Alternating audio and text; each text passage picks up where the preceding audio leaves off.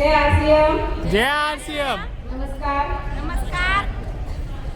मेरा नाम रचिता शामला सोलंकी और मैं महाराष्ट्र नांदेड़ से हूँ और हमारी शुरुआत कोकण में हुई थी आरसीएम में। और इस स्टेज से मैं यही बोलना चाहूँगी कि बहुत मुश्किलें आई, आरसीएम लाइफ में आया, बहुत चेंजेस भी हुए, मुश्किलें भी आई, लेकिन हम डटे रहे। आज बहुत प्राउड फील हो रहा है कि हम भी किसी दिन एक माला हमें भी स्टेज पे मौका मिला। आज मेरी टीम को मैंने माला पहनाई, आज मुझे बहुत प्राउड फील हो रहा है कि मेरी टीम आगे बढ़ रही है।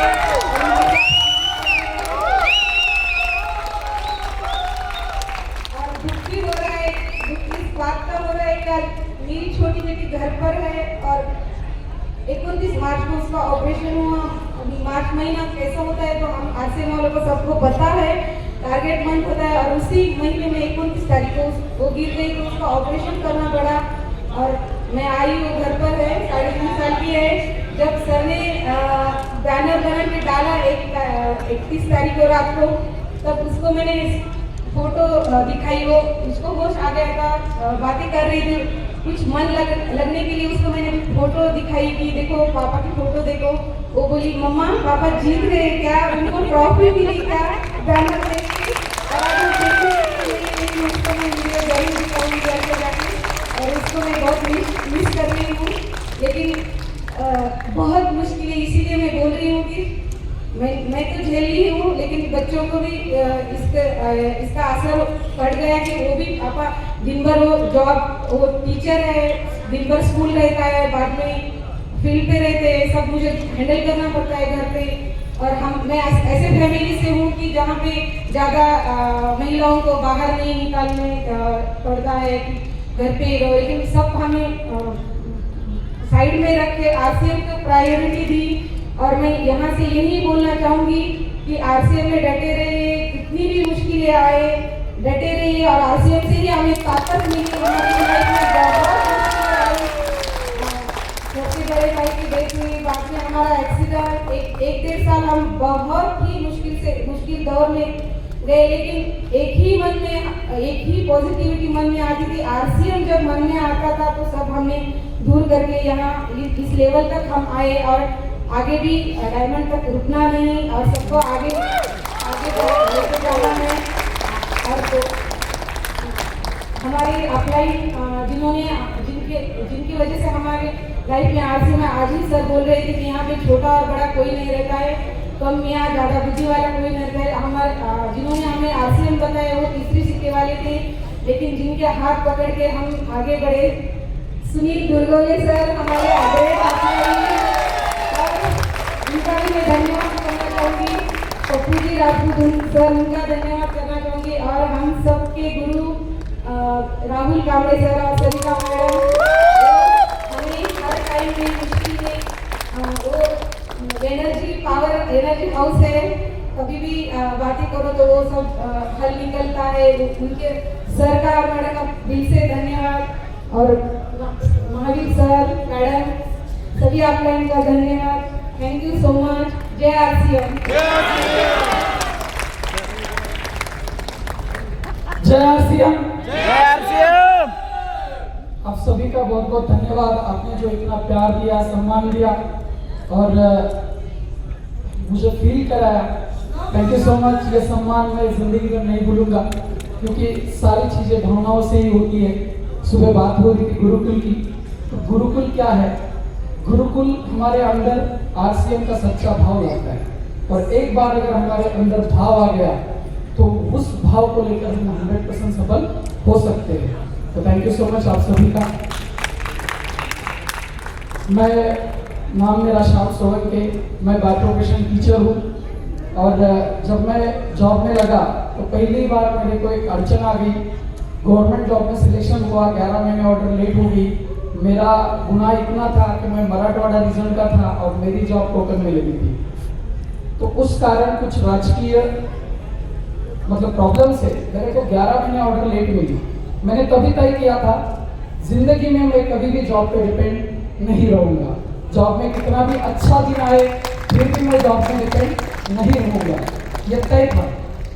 इसके बाद मैं सोचता था कि मैं जॉब के साथ क्या करूँ। बहुत सारी अपॉर्चुनिटीज आई, बहुत सारी कंपनियां डायरेक्ट सेलिंग की भी आई। सारे कंपनियों को देखा, दो चीज़ें मुझे समझ में आई कि डायरेक्ट सेलिंग इंडस्ट्री में एक प्रॉब्लम है प्रोडक्ट का, दूसरा प्रॉब्लम है वहाँ के लोगों का। लोगों में अगर अच्छे गुण आए और प्रोडक्ट अगर जानदार आए, कंपनी चलाने वाले लोग अगर मजबूत आए, तो इस इंडस्ट्री में कामयाबी 100% मिल सकती है। और ऐसा कहा जाता है कि जिस चीज़ को आप ढूंढते हो वो चीज़ आपके पास चली आती है। ऐसे ही एक कम पढ़े लिखे व्यक्ति ने मुझे आरसीएम बताया। उसने आरसीएम बताया ही नहीं मेरे को, उसने सिर्फ मेरे को प्रोडक्ट दिखाए। मैंने वो प्रोडक्ट लिए, मैडम के पास वो प्रोडक्ट लेके गया और मैडम को ये प्रोडक्ट यूज़ करने के लिए बोला मैंने। उन्होंने प्रोडक्ट यूज़ किया और रिप्लाई बताया कि प्रोडक्ट अच्छे है। प्रोडक्ट जब अच्छे है ये बात सुनी तब मेरे अंदर का नेटवर्क जाग उठा। अगर ये प्रोडक्ट अच्छे है तो लोगों, मेरी मिसेस को ये पसंद आ सकते हैं तो औरों को भी आ सकते हैं। ये थोड़ी बात मेरे दिमाग में आई और 3000 रुपये के लिए मैंने ये सफ़र शुरू किया था। पैसे की बात उतनी नहीं करना चाहिए, लेकिन 3000 का सपना देखा था। पहला चेक 319 रुपये का था, लेकिन कल जो पेमेंट ट्रांसफर होगी वो कंप्लीट 2 लाख की है। और ये सफर का मतलब पैसा देखना ही नहीं है। और सर माफ़ी चाहूँगा, लेवल स्टार पर है, लेकिन सर मैं तो एक ही लेवल को जानता हूँ, बाकी कोई लेवल जानता नहीं। तो ऐसा मैं डिसरिस्पेक्ट किसी भी लेवल का नहीं है, लेकिन जब बच्चा स्कूल में आता है तो वो बच्चा कभी भी मतलब 5वीं 10वीं पढ़ने के लिए नहीं आना चाहिए। वो उसका जो लास्ट एम है वो पढ़ने के लिए ही आना चाहिए। और मैं उसी राह पे चल रहा हूँ। मेरे को एक ही लेवल मालूम है, डायमंड। सबके आशीर्वाद से वहाँ तक जाना ही है, चाहे समय कम लगे ज़्यादा लगे। अभी महावीर सर बोल रहे थे कि भैया जिम्मेदारी तो बढ़ गई है। 100% सर जिम्मेदारी बढ़ गई है और मैं खुद की बाजुओं को इतना मजबूत कर रहा हूँ कि ये सारी जिम्मेदारियाँ मैं पाल सकूँ, इन सारी जिम्मेदारियों को मैं खड़ा उतर सकूँ। जब मैंने आरसीएम की शुरुआत की थी, काम शुरू किया, काम शुरू करने के बाद सबसे पहले इंसान के अंदर रहता है बहुत बड़ा ईगो। पहली लड़ाई खुद से होती है, पहली लड़ाई खुद से होती है। ये लड़ाई अगर कोई व्यक्ति जीत जाता है तो बाकी दुनिया से जीतना बहुत आसान होता है। मेरे को जिस व्यक्ति ने बिजनेस दिया वो तीसरी पढ़े वाला था। उस व्यक्ति का मैं जितना धन्यवाद दूं उतना कम है। चाहे वो व्यक्ति मेरे जीवन में इससे आगे कभी मुझे मिले ना मिले, मैं जिंदगी भर मैं उसको कभी नहीं भूलने वाला। और उस व्यक्ति ने एक काम अच्छा किया, मेरा मुलाकात सारे अपलाइनों से करवा दिया। और वो सारे अपलाइन भी मेरे मतलब मुझे आगे आगे लेते गए। उनमें नाम आता है नितिन शिगवन सर का, जिनकी छोटी सी मीटिंग देखकर मेरे अंदर एक ड्रीम पैदा हुआ। अभी सर बता रहे थे, राहुल सर 29 समस्याएं लिखी थी, महावीर सर के पास दी थी। सर ने बोला कि तेरा गोल छोटा है। वही एग्जाम्पल नितिन सर ने दिया था, जब गोल छोटा हो तो मुश्किलें बड़ी लगती है और जब गोल बड़ा हो तो मुश्किलें छोटी लगती है। और मुझे समझ में आया कि मेरी जिंदगी में कहीं ना कहीं गोल छोटा हो रहा है, इसलिए मुझे मुश्किलें ज़्यादा लग रही है। तो मैंने उन्होंने दी हुई कॉपी पे सिर्फ कुछ गोल्स लिखे और तब से सफ़र शुरू किया। सफ़र शुरू करने के बाद एक सेमिनार अटेंड किया, वहाँ क्लियर हो गया, कंपनी की जानकारी हुई। उसके बाद एकेडमी में मैं आया। एकेडमी में आने के बाद पता चला कि आरसीएम रियल में क्या है। मैं आज आप सभी लोगों से, जो भी जितने भी नए साथी आए हैं, मुझे विश्वास है कि आप सब लोगों को पता चला होगा कि आरसीएम कोई पैसा कमाने का साधन नहीं है। आरसीएम एक सफल बनने की जीवन यात्रा है। आज महावीर सर ने जितना भी ट्रेनिंग में हमें बताया, सफल व्यक्ति की परिभाषा, उस परिभाषा के मुताबिक अगर हमें सफल होना है तो उसका व्हीकल है आरसीएम। तो ये मुझे मिला और मैं इससे पकड़ता गया। देखो, इस आरसीएम में गेम के अंदर रहेगा, चाहे कितनी भी मुश्किलें आए, कितने भी झगड़े, कितना भी कुछ टीम से हो, कितना भी तकरार अपलाइन से हो, गेम के बाहर नहीं जाना। यस। गेम के बाहर जाओगे तो कहानी खत्म, गेम के अंदर रहोगे तो कहानी बरकरार रहेगी। कामयाबी नाकामयाबी ये सारी चीजें चलती रहती है। नाकामयाब हम तब तक नहीं होते जब तक हम छोड़ते नहीं। और सर ने अभी कहा, छोड़ने वाले कभी जीतते नहीं और जीतने वाले कभी छोड़ते नहीं। तरीका ये है, जीतना है तो छोड़ना नहीं। शुरू करने के बाद स्टार पिन तक का जर्नी अच्छा रहा, लेकिन जब रॉयल्टी आने के बाद दूसरे महीने में कोविड आया, पूरा बिजनेस डाउन में है। 6 महीना काम किया, 20 लाख तक पीवी तक बिजनेस गया। उसके बाद एक भूचाल आया और कुछ लोग टीम छोड़ कर गए। और एक कामयाबी का एक मैसेज मैं आपको बताना चाहूंगा, ना टीम बदलने से कामयाबी आती है, ना अपलाइन बदलने से कामयाबी आती है। कामयाबी आती है खुद को बदलने से। कामयाबी आती है खुद को बदलने से। जय नारायण जी कोकना हमारे अपलाइन है, उनका एक वाक्य है, मेरी कामयाबी मेरी जिम्मेदारी। जब कभी भी आपको लगे कि कुछ अच्छा नहीं हो रहा है, तो ये सेंटेंस दोहराना, मेरी कामयाबी मेरी जिम्मेदारी। जब आप बोलोगे कि उसकी वजह से कामयाब नहीं, उसकी वजह से कामयाब नहीं, ये नहीं हुआ तो कामयाब होता था, वो नहीं हुआ होता तो कामयाब होता था, इन बातों को कोई महत्व नहीं। सुनील सर के साथ काम किया, रात 12 बजे तकलीफ दी, जब भी फोन नहीं उठाया तब घर पे पहुंचते थे, बहुत तकलीफ दी उनको मैंने। लेकिन आपके टीम में भी अगर ऐसा कोई तकलीफ देने वाला है तो उसको संभालो, आने वाले समय का आपका पेमेंट होगा। इसके बाद मुलाकात होती है राहुल सर से, सरिता मैडम से। राहुल सर को जब देखा तब राहुल सर से मैं सवाल किया करता था, जो कंपनी एक बार बंद पड़ी थी वो फिर से बंद नहीं पड़ सकती, इसका प्रमाण क्या है? और ये सवाल कहीं ना कहीं राहुल सर के भी मन में लगता होगा, लेकिन सर ने कभी बोल के नहीं बताया। मैं सुनता रहता था। सतीश पंडित सर की एक कैसेट मैंने सुनी, उसमें सर ने बताया एक ही जमाने में राम हुआ और एक ही जमाने में रावण हुआ, एक ही जमाने में कृष्ण हुआ, एक ही जमाने में कंस हुआ, एक ही जमाने में अच्छी कंपनियां रहेगी, एक ही जमाने में बुरी कंपनियां भी रहेगी। आगे क्या हो सकता है किसको पता, लेकिन आप चलते रहो। एक दिन राहुल सर की एक फोटो दिखी जहां पे वो धरने आंदोलन में थे, ओपन बटन था और वहां पे कुछ नारे यहाँ पे लिखे थे। और ये प्रमाण मेरे लिए रहा कि जिस व्यक्ति के हाथ में मेरा हाथ है, ये व्यक्ति, इसके जीवन में आरसीएम के अलावा कुछ नहीं है। सुनील सर, राहुल सर, ये दोनों की जिंदगी में आरसीएम के अलावा कुछ नहीं है। मुझे समझ में आया कि भाई ये अपलाइन लास्ट तक आरसीएम में रहेंगे और इनके हाथ में हाथ देना कोई गलत नहीं होगा। 100% इन पे भरोसा करना चाहिए। भरोसा किया, एकेडमी अटेंड की, बहुत सारी तकलीफें आई। जब टीम छोड़ के गई, टीम छोड़ के जाने के बाद 8% रॉयल्टी से फिर से 70,000 बिलिंग में आया, मतलब स्टार टीम। और स्टार टीम में 3 साल रहा। कितना?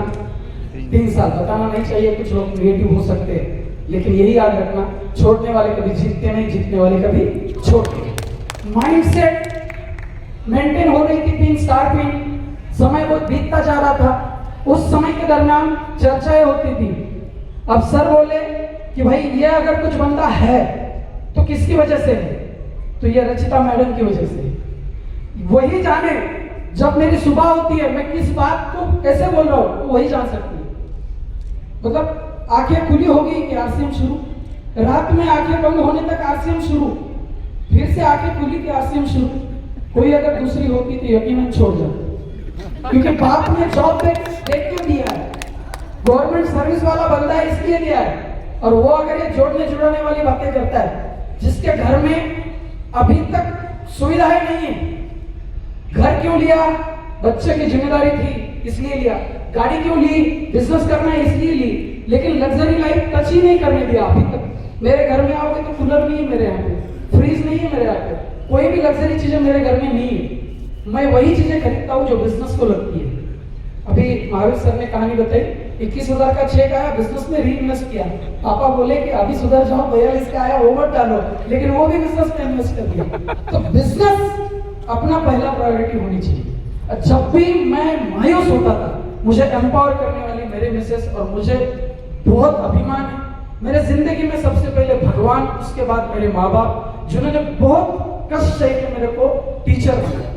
जिसके घर में बहुत गरीबी थी, बहुत, सर बोले ना 7 लाख का कर्जा होने के बाद बाप को नींद आती है क्या, वैसी हमारी स्थिति थी।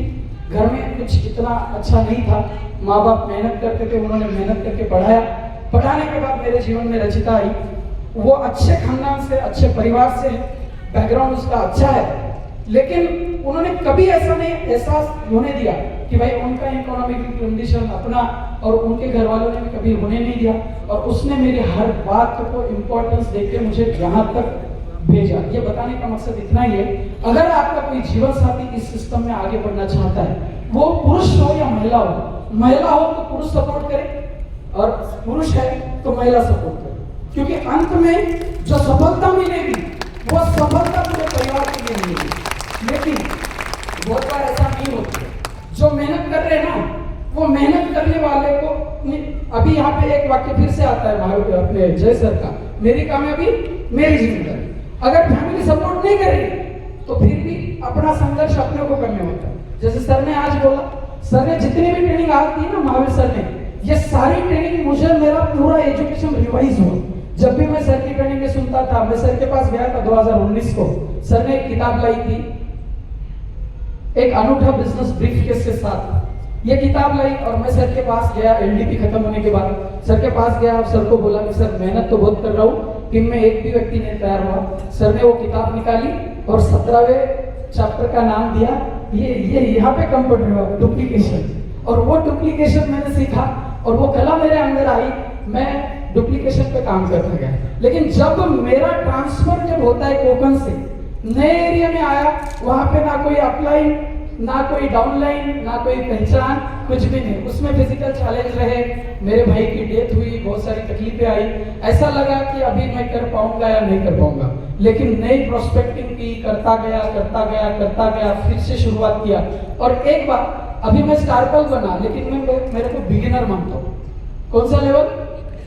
बिगिनर मानता हूँ, क्योंकि बिगिनर को सारा कुछ करना पड़ता है स्टार्टर होने के लिए, तो मुझे वैसा ही करना पड़ेगा अगले लेवल पे जाने के लिए। आप किसी भी लेवल पे हो, जब भी आप कोई लेवल छूते हो तो खुद को बिगिनर समझना। कल ही मेरी शुरुआत हुई, ऐसे समझना। मैंने उस लेवल से काम किया। अभी तक मुझे नहीं लगता कि मैं टेक्निकल एच्योर हूँ, मुझे लगता ही नहीं टेक्निकल एच्योर नहीं। मुझे ग्राउंड पे काम करना अच्छा लगता है, डेप्थ बिल्डिंग करना अच्छा लगता है, नए नए लोगों से मिलना, मीटिंगें लेना, काउंसलिंग करना, लोगों को प्रोग्राम में लेके जाना, ये सारी चीजें मुझे बहुत पसंद है। तो इन सारी चीजों को अगर हम आज का महावीर सर का ट्रेनिंग, ये पूरा ट्रेनिंग आपने अगर ये लिखा है तो घर पे जाके इसको फिर से पढ़ना और इन बातों को अमल करा। यही बातें सुन के हम यहाँ तक आए। तो यहाँ तक का जर्नी तो हुआ सर, मैं इसको सफलता का सिर्फ एक प्रमाण मान सकता हूँ कि भाई हम सफल बन सकते हैं। मतलब सफलता नहीं है, सफल बन सकते हैं, ये विश्वास आया है सर। और आगे चल के लोगों के लिए काम करना है, टीम में हर एक लेवल के लिए काम करना है। परिवार के बाद नंबर आता है अपने टीम का। मैं क्या बोलूं मेरी टीम के लिए, मेरे टीम का हर एक बंदा तोफ है। वो एक कहानी थी, वो बताया करते थे कि भाई वो बिच्छुओं की सेना, किसी को भी हाथ लगा सरदार कौन है बता देगा। तो वैसे ही मेरी सेना है कि हर एक आदमी उसका लीडर है, उसका श्रेय कहीं ना कहीं हमारी टीम एजुकेशन के एजुकेशन को जाता है, गुरुकुल को जाता है। और सारे लोग बहुत अच्छा कर रहे। एक का किसी का नाम में लेकर दूसरे के मन में मैं भ्रम नहीं पैदा करना चाहता, लेकिन जिस किसी ने मेरे टीम में एक टीवी की भी खरीदारी की, उन सभी का बहुत बहुत धन्यवाद। ऐसे ही बने रहिए, आगे का सफर आपकी कामयाबी के लिए होगा। और सारे अपने मेरे से जितना भी आज तक कुछ गलतियाँ होंगी, कुछ ईगोटिक प्रॉब्लम हुए होंगे, इसके लिए मैं माफी चाहता हूँ। और आगे का जर्नी बहुत जोरों शोरों से करेंगे। और अगली बार जब भीलवाड़ा में मिलेंगे तो मेरे टीम में ये जो लेवल आज मेरे पास आया है, ये लेवल मेरे टीम के कम से कम 5 साथियों को तो भी दिलाएंगे। ये संकल्प लेकर मैं यहाँ पे जा रहा हूँ। थैंक यू सो मच आपके प्रोग्राम के लिए महावीर सर, आप आपने जो भरोसा दिया। मैं व्हाट्सएप पे आपके साथ चैटिंग करता रहता हूँ, आपके वीडियोस देखता रहता हूँ सर, तो आपसे मोटिवेशन मिलता रहता है। उसके बाद जितनी भी राहुल सर की टीम है, ऐसा नहीं लगता जितेंद्र चौरसिया सर कि भाई क्रॉस लाइन में है, या प्रमोद चंद्रा सर, तिवारी सर, ये सारे लोग ऐसा लगता है कि हमारे अपलाइन ही है। हम आपसे बहुत सीखते हैं सर। राहुल सर टीम से बहुत अच्छा मेलजोल है। सरिता मैडम, आपका भी आशीर्वाद हमेशा बना रहता है। सारे अपलाइंस का बहुत बहुत थैंक यू, ऑडिटोरियम का थैंक यू, टीसी सर का थैंक यू, सारे जितने भी अपना आरसीएम परिवार है, इन सारे का बहुत बहुत धन्यवाद, बहुत बहुत थैंक यू।